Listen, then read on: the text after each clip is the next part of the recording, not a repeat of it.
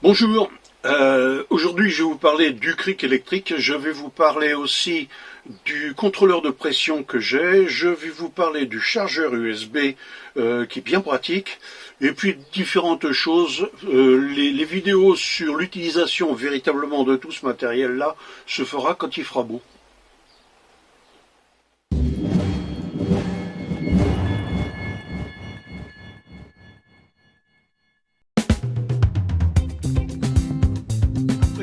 Je vais vous parler du cric. Alors le cric, je vais le déballer. Vous allez voir ce que ça donne au niveau du déballage. Le poids, c'est pas très lourd, mais ça évite surtout, c'est d'avoir le cric hydraulique qui lui est super lourd. Mais ça a un énorme avantage. Et ça, il est énorme cet avantage-là. C'est que vous avez avec ce cric électrique une rallonge et vous êtes véritablement à l'extérieur. Lorsqu'on a le cric électrique, on est avec cette rallonge à l'extérieur, on est loin du camping-car. S'il arrive quoi que ce soit, on peut mal le placer, ça arrive. Ça, je l'ai déjà vu, c'est pour ça que je vous dis ça. Mais le cric électrique, on a la télécommande, on appuie sur la télécommande, ça se lève, et à partir de ce moment-là, on est à l'abri, je dirais. S'il y a un problème quelconque, on est en dehors de tout ça. Le cric hydraulique, on est pratiquement dessous le camping-car, quelquefois même très en dessous du camping-car selon les terrains. Et quand on lève, s'il y a un problème, un glissement, vous savez comment ça fait, ça se lève, ça bouge un peu, le camping-car risque de glisser. Et là, j'ai vu des gens vraiment prendre des risques. Alors il y a plein de choses qu'on fait aussi, c'est prendre une planche, la mettre dessous, enfin, il y a toutes ces choses-là à faire, faut pas ignorer ça. Mais le cric hydraulique, c'est lourd, c'est assez dangereux, voilà. Il y a les chandelles aussi qu'on peut ajouter.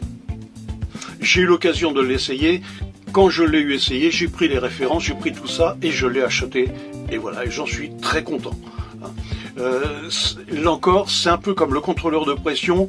On sait qu'on a ça, comme le compresseur, on sait qu'on a ça. Et ben là, le cric électrique, on sait qu'on a ça, on sait qu'au cas où, on n'a pas de souci. Et surtout, l'avantage qu'il y a, c'est qu'avec les mèches en plus que j'ai, quand je répare, j'en ai vraiment pour très peu de temps. Le temps de trouver l'orifice, la vis, le clou, le quoi que ce soit, on retire, on met la mèche dedans, on n'a pas démonté la roue, on n'est pas obligé de démonter la roue. Quelquefois, il faut lever le camping-car pour être plus à l'aise pour chercher.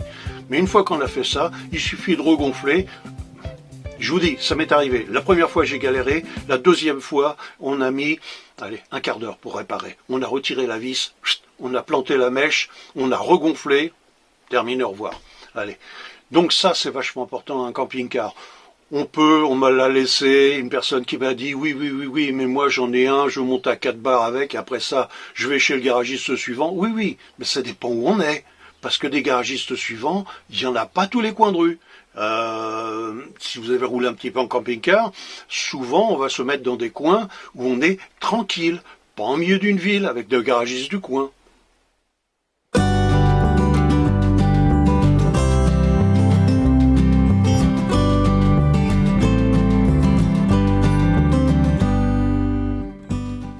Parlons déjà du cric électrique. Alors, tour d'horizon sur la boîte, il y a 2 pinces avec la prise allume-cigare, cordon qui doit faire 4 mètres environ. Ensuite, on a une paire de gants qui est fournie avec. On a la télécommande de manière à être vraiment en dehors de la zone dangereuse du camping-car. Le cric est toujours emballé. Ensuite, les fusibles et les prises donc, qui permettent de s'accrocher à des endroits sur le camping-car facile. Et une manivelle. Alors, le contrôleur, c'est quelque chose, le TPMS comme on dit, c'est quelque chose qui est assez pratique. Pourquoi ? Parce que cela permet donc de contrôler sa pression tout en roulant, de savoir où on en est et surtout, je prends l'exemple, ça fait pratiquement 1 an que j'ai ce genre d'appareil et il m'est arrivé de rouler avec du vent par exemple. Alors quand il y a du vent, tous ceux qui ont des camping-cars le savent, on a tendance, ça se ballotte, ça bouge un peu quand il y a des rafales et quelquefois on est c'est difficile de différencier pas une crevaison, mais tout du moins quelque chose qui fait que le pneu commence à se dégonfler. On n'est pas complètement à plat, mais on manque de pression et le camping-car manque de stabilité. La pression des pneus, c'est entre 4 kg 4,5 kg et 5 kg. Il faut éviter de dépasser les 5 kg, les 5 bars. Pourquoi? Parce que les pneus, si vous regardez bien sur la bande de roulement, c'est indiqué 5 bars, c'est le maximum. Donc faut pas exagérer là-dessus. Le contrôleur de pression, lui, a aussi un autre avantage, c'est qu'il vous regarde aussi, vous donne aussi la valeur, la température donc de votre pneu, de vos pneus, et ça aussi c'est très important. Alors bien évidemment c'est un appareil qui lorsque l'on démarre, logiquement, lorsqu'on part avec son camping-car en rando, on a contrôlé tout, les pneus, enfin bon, tout un tas de choses, je ne vais pas refaire la liste, le checklist, tout, mais la pression des pneus c'est hyper important sur ce genre de véhicule, donc on l'a contrôlé, et généralement lorsque l'on part, on fait, en ce qui me concerne en tout cas, 100-200 mètres avant que l'appareil prenne en compte les valeurs réelles. Je dis bien réelles. Pourquoi? Tout simplement parce que il a les capteurs que l'on a sur les jantes sont des capteurs qui sont en mode sommeil. Logique, sinon les piles ne tiendraient pas longtemps. Pour vous donner une idée, ça fait à peu près un an, on va dire à peine un an que je les ai, et enfin que je laisse cet appareil là, et j'ai toujours pas changé les piles. Donc ça dure assez longtemps, c'est genre piles de montre qui sont là-dedans. On les change, alors c'est variable, ça dépend de la qualité des piles, mais on les change, allez, 2 ans, 1 an et demi, 2 ans, 3 ans, ça dépend, voilà.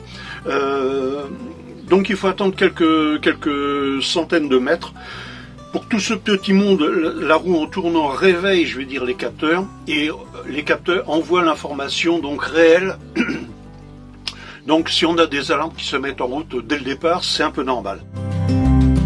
Je suis en train de faire le tournage et ma femme m'a prévenu qu'il y avait ce que j'appelle des amis. Ce ne sont pas des amis, mais je les suis depuis tellement longtemps, les épicurieux, qui comme par hasard parlaient de ce genre de choses au même moment. Donc un grand bonjour à eux, je les embrasse, mais que je ne les connais pas, mais je les embrasse et puis je les remercie pour cette vidéo sur la Grèce dernièrement, en tout cas qu'ils ont fait. C'est assez sympa. Merci à eux. Donc tout ça pour dire que voilà, le TPMS, c'est un appareil qui est très très très intéressant.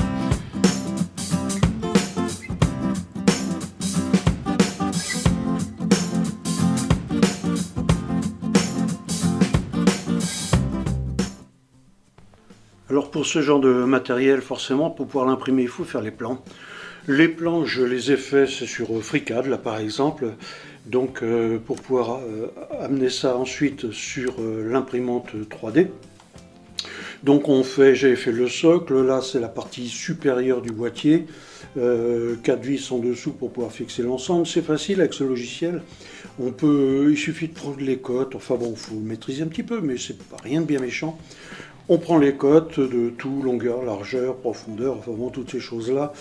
On fait le modèle en 3D et à partir de ce moment-là, on peut aller l'imprimer.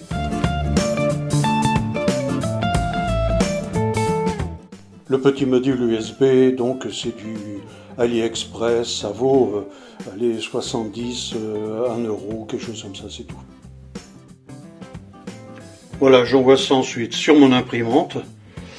Et puis il faut attendre une petite heure et demie environ et le produit est fini. Le produit, une fois terminé, assemblé, ça donne ça.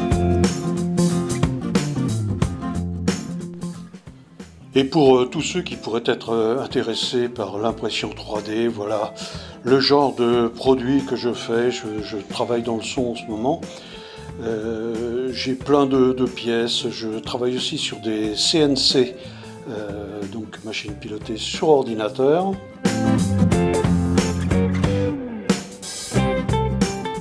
Ici ma grosse CNC pour le bois, donc bientôt terminée. Et là, il s'agit de ma machine laser. Si cette vidéo vous a plu, likez et puis abonnez-vous pour la prochaine. Merci d'avance.